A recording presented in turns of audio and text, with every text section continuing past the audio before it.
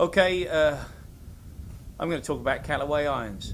They have the most offerings I think you'll ever see on irons. Some of these are getting phased out. They have a beautiful looking blade here that I think Sergio is now playing.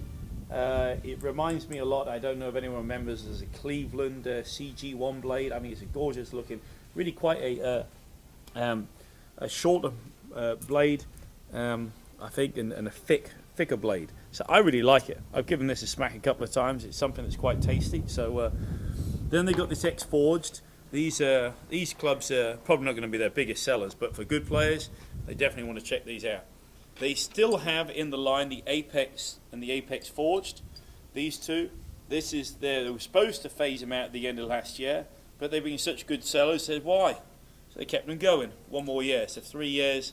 It's a better record for Callaway to keep someone in the line for 3 years.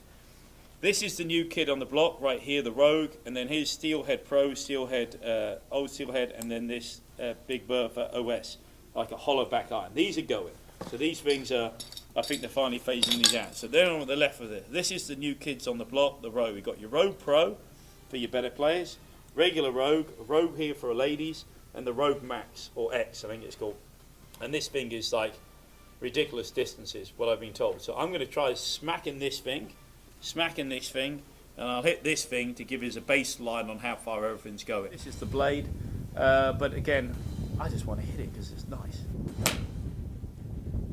A decent smash factor, hit quite well. That ball went, if we normalise the data, which means basically take the wind out of play, 166 yards. Let me try the Rogue.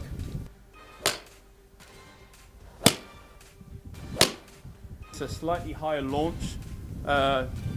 Not a surprise, I guess, being a game improvement club, but it's not too bad. It's not like it's ballooning too high.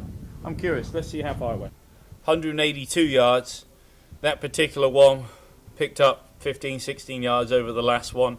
Look-wise, not bad at all. Not a bad look, but definitely interesting. But not surprised it does go a little further. Let's try the last one, the X. Yep, 182, 184. 181 based on the club speed of 87 is a long way for a 7-iron. Should be back on. Oh, should be back. Hopefully I'll make it on tour with those numbers of a 7-iron. I feel like Dustin Johnson all of a sudden hitting my club so far. Of course, he generates a lot more speed.